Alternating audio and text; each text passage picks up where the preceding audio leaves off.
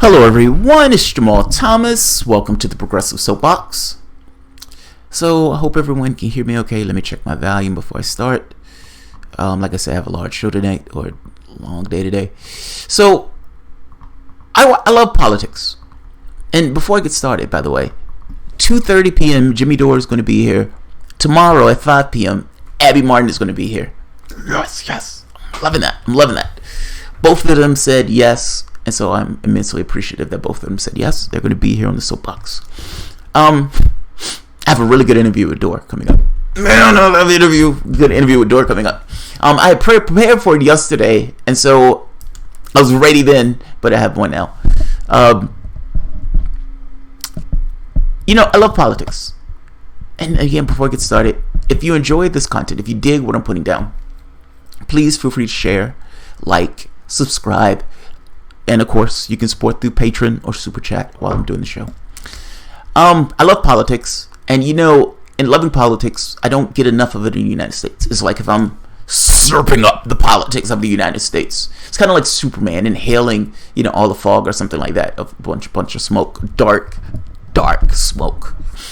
And then he goes out into space and just kind of spews it out. In my case, it's a bottomless pit. I need more. And so I go perusing the planet for their level of politics. At the very least, to the degree that I can understand the politics. Especially when there's a larger significance to what's taking place, and there's a larger interesting dynamic that's taking place. Epic events. They don't fully pay attention to it in the United States, but they should pay attention to the United States because these events are somewhat epic. The Italian election. So there's something called a five-star movement in Italy that was elected. The five-star movement is, along with Britain on this, Euro-skeptical. Now, Britain has decided to leave the EU. Britain is leaving the EU. There's a right-wing reason and there's a left-wing reason, but nevertheless, they're leaving the EU. Soros. I forgot to do that story. Soros is spending money, millions, in fact, for a second referendum. Think about that. Some billionaire plutocrat that doesn't even live in Britain is paying money, billions of dollars, to try to get a second referendum to countermand the will of the British people. That's amazing. But that's what he's doing nonetheless. Britain had various reasons for wanting to leave the EU. Italy went to the polls and voted for the five-star movement. Now, the five-star movement, as I understand it, is somewhat of a right-wing populist group. They're nationalistic, and they're extremely skeptical of the European Union. Now, the person who they were putting in as a finance minister, because they finally cobbled together a government, but the person who they were putting in as a finance minister is a Euro-skeptic. Now, the president of that country, the dynamic is somewhat different. They have parliament and they have the president. The president doesn't have a huge number of powers, but the president can call for dissolution and new elections.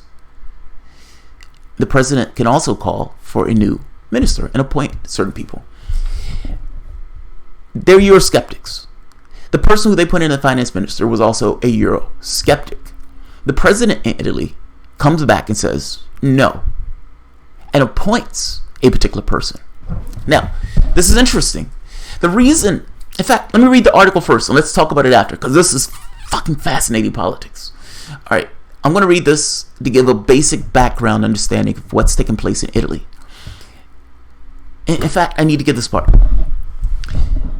Part of the reason that the public elected a Euro-skeptic parliament, because the five-star movement is Euro-skeptic. By Euro-skeptic, I mean they're skeptical of the European Union.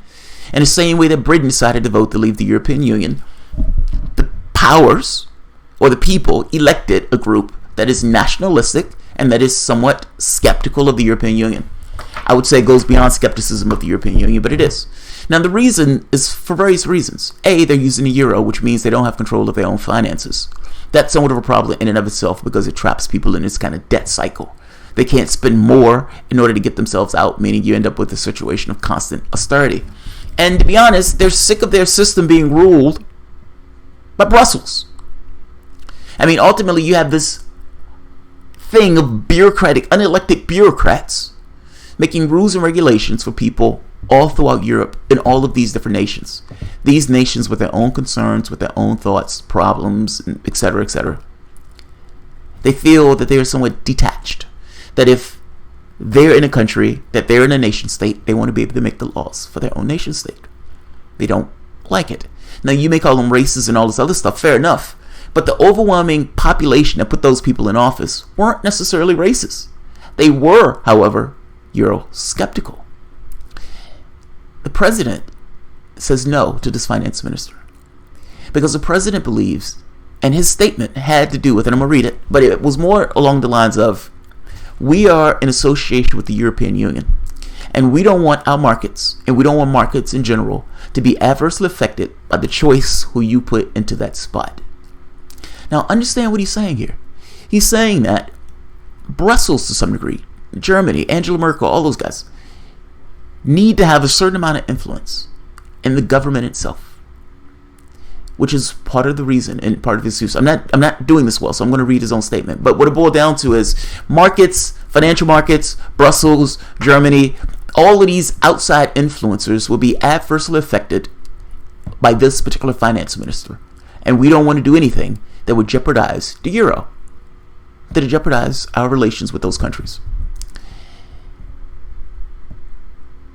You can do that as a president, but the whole reason that the people voted for the 5-Star Movement is because they were sick of that. They were tired of this idea of Brussels having control over their politics and their political space. Do you know that after this action, they were calling for the president's impeachment? They looked at it as, you are doing something that is countermanding what the will of the population wants in pursuit of Brussels, or some kind of thing for Brussels. Are we a sovereign nation or what? Now, the wild part about this is, if the president dissolves that parliament, and if the president has new elections, the 5-Star Movement would get more support based on what that president did. This puts you in the mind of sometimes in chess where you take an action in order to stop one threat, but the very action that you take to stop a particular threat ends up creating a lot more threats that you can't necessarily deal with. Think of it in case of Germany crushing Greece. The Greek people come together and say, we want a referendum saying no to the austerity measures. And Germany and Brussels breaks them, shuts their banks down, makes their economy scream, and in which case Greece comes back. Now, you did break Greece, but think of the other countries that you lost because of it. Britain left the EU. And part of the arguments that the left-wingers were making was, if that's what they're doing to a left-wing government in Greece, what would they do to us if we try to enact left-wing policies? Same thing with African Americans. The way they were beating African Americans in Selma. Yes, those cops beat the shit out of those African Americans that were trying to peacefully cross that bridge. But what were the reverberations throughout the entirety of the country that looked at this saying, oh my God, I can't believe that this is what they're doing. Look at them crushing Sanders. Yes, you were able to cheat and stop Sanders. You were able to hoist Sanders' broken body, parading his broken body around the DNC. Vote for Hillary Clinton. Look at your leader. He's broken. Look at him. Say vote Hillary. Say vote Hillary. And Sanders gets in front of his people. Vote Hillary. But what happened? What happened? You end up radicalizing that element of the left. And you got it to the point where that element of the left did not want to vote for you. Those people voted for Stein, or those people didn't vote at all. And your candidate lost.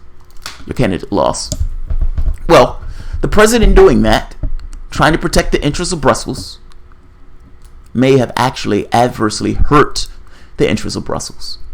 Seeing as the Italian population now looks at the president and says, where's your interest? We put these people in office, and you're countermanding what we, the public, want.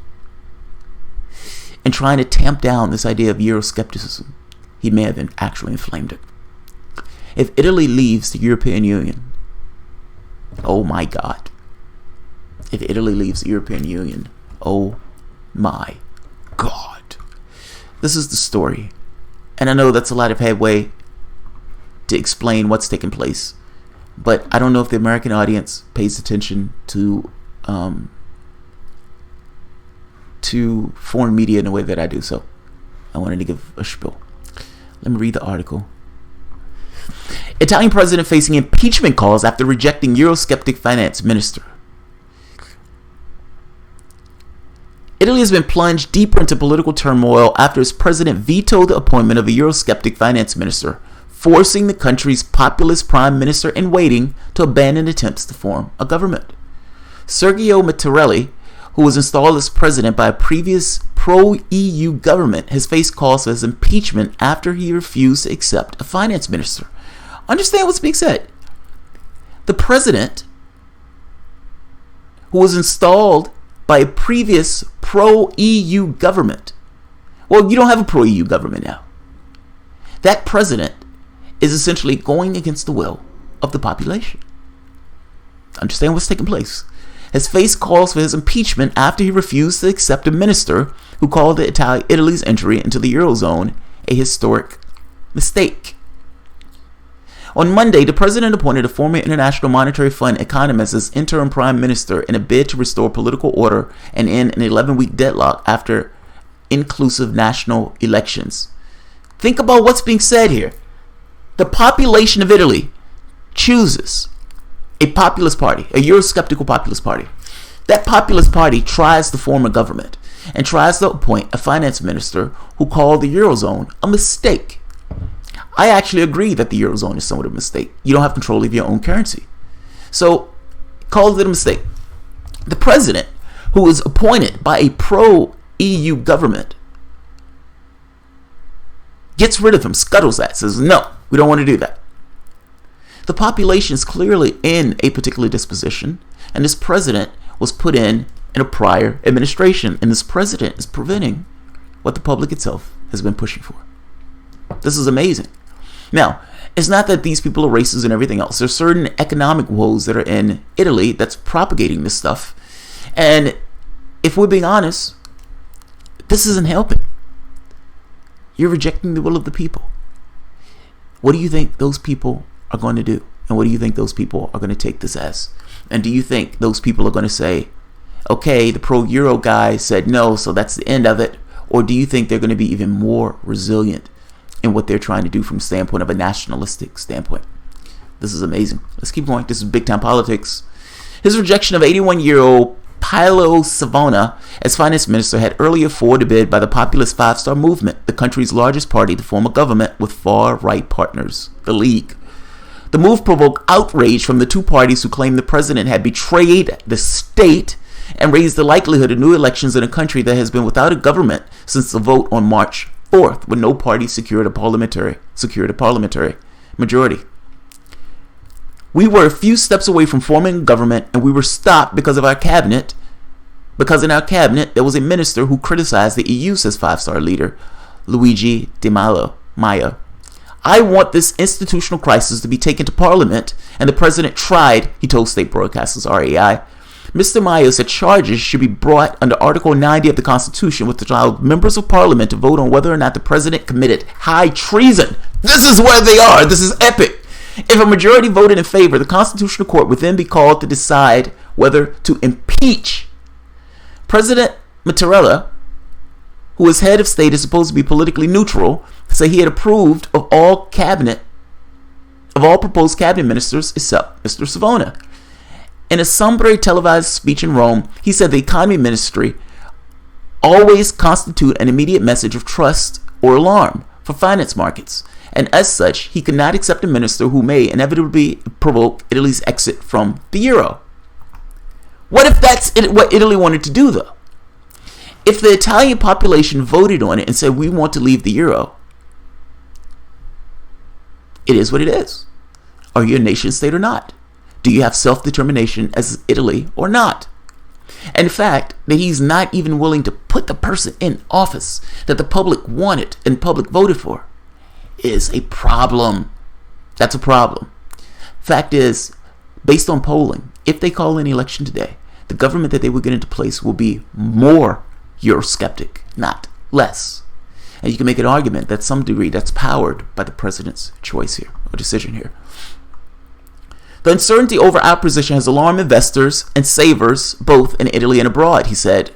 Membership of the euro is a fundamental choice. If we want to discuss it, then we should do so in a serious fashion. No one can claim that I have stood in the way of the formation of the so-called government for change. The president's decision forced Giuseppe Conte to step down as proposed premier. Mr. Conte, a law professor, and by the way, think about this. The uncertainty of our position has alarmed investors and savers in Italy abroad. He's talking about business interests.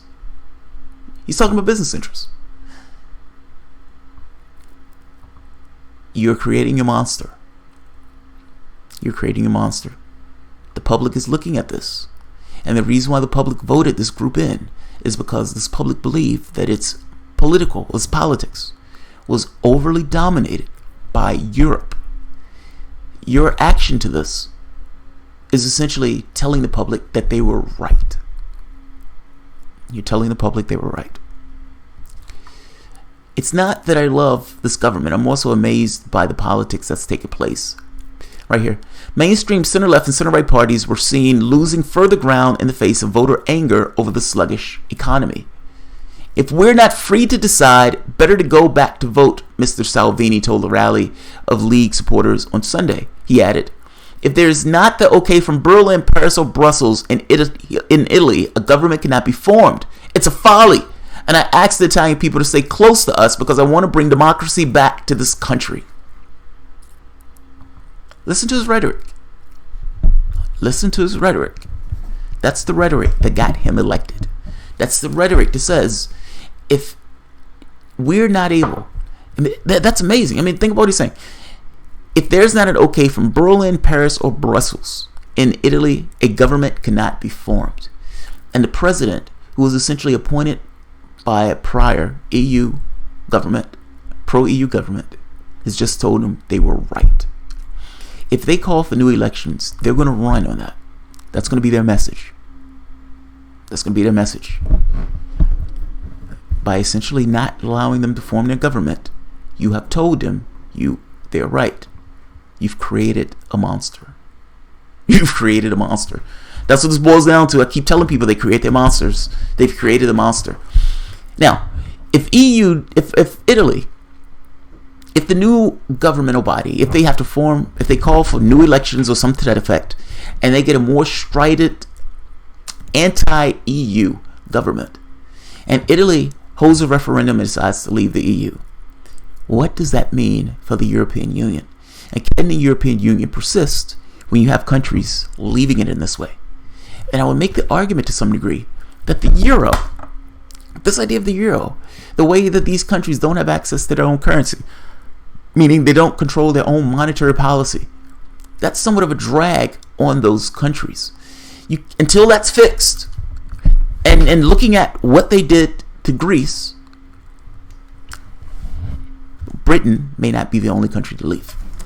I don't like Nigel Farage per se, but Nigel Farage sometimes says interesting things in the European Parliament. Listen to what he says in the European Union on this. And by the way, this is not an advocation for Nigel Farage.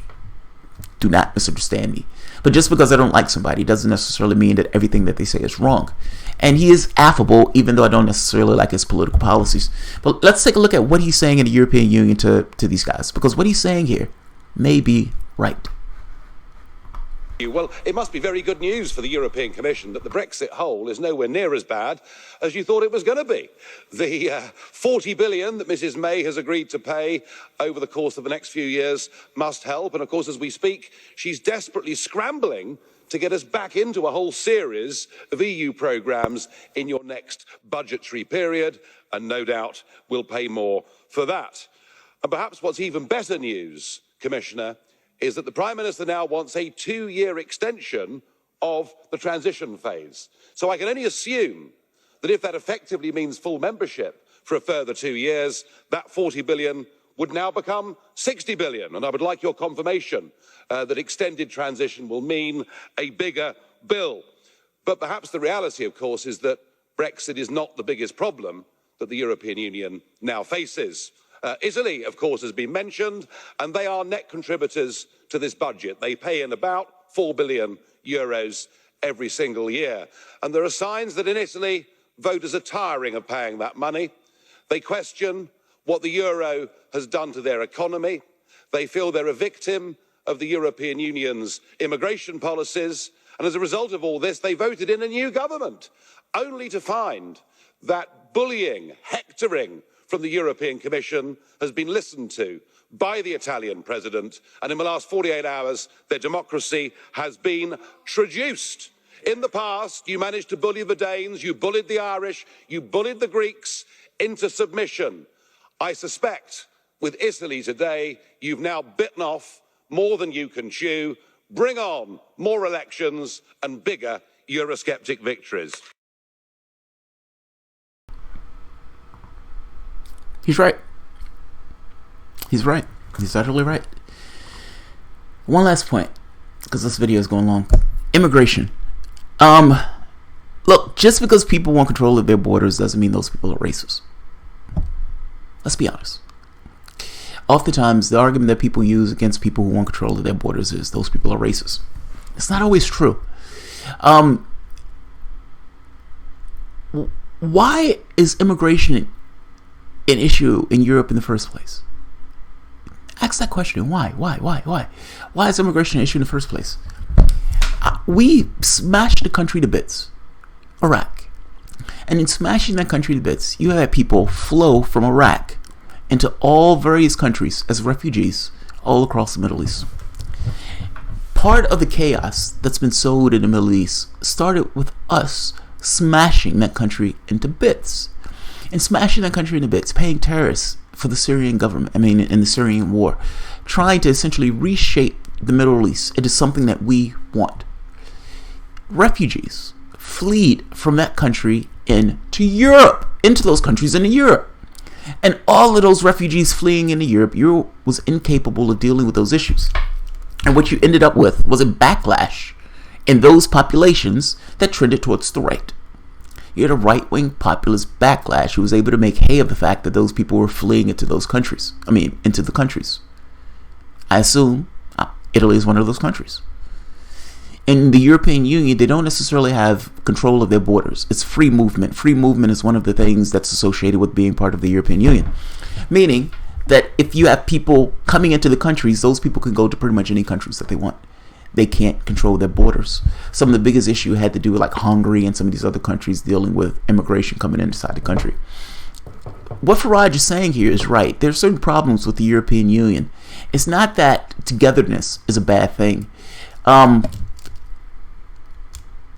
But this is a backlash of the nation states. And actually not having control of their borders, not having control of their policies, this is starting to become an issue. In Italy's case, the president, pro-EU, as Farage is saying, accepting to some degree of the bullying, has now told the public that they were right. That movement, that argument that we want a government that is for us and as for Italians, and we don't necessarily want the EU dictating our policies. Whether it's taking place or not, meaning whether he's right or wrong or not, the president has just essentially made that argument, given it legs. That public that voted these guys in did so because of the perception, to some degree, of what Nigel Farage just said. And the fact that the president of that country decided to put down and potentially create new elections, it's only going to be worse. And the people are only going to be more strident, especially in the face of, wait a minute, we voted these people in, and you're telling me that you're not going to put those people in power because of bullying from the EU? No, we're going to put the exact same people in, and we're going to put more numbers in. They've bitten off more than they can chew with Italy. There's no way for me to know whether or not Italy comes out of the EU. But certainly the government that's put into power is Eurosceptic. And if they have new elections, the new government that comes into power is going to be even more so. Keep an eye on Italy. This is going to be fucking fascinating. Just saying. Alright. Tucker Carlson is not a real hero. It's funny. I feel you. Alright, so I'm going to end it here. Chuck Zlatkin, thank you very much, man. I really appreciate your help. And Balthazar, thank you always. Balthazar, I'm trying to give you a t-shirt. Please send me your address so I can send you that t-shirt, because I need to know where you are in order to send it. That's if you want it. You can always give it to somebody else. You better not say Progressive Voice. You can give it to anybody else other than Progressive Voice. So I'll leave it here. I have a lot of shows for today. So the interview with Jimmy is going to be at 2:30 p.m. Eastern, and the interview with Abby Martin is going to be tomorrow at 5 p.m. So thank you guys for showing up, and I'll see you guys probably in the next 15 minutes. I was reviewing a lot of stuff to do shows for yesterday that I didn't necessarily get to do. So I have a ton of shows on the agenda that I want to do that I had already set up for and prepared for. So there's going to be kind of a blitz rig of shows. I'll see you guys shortly. Thanks, everyone.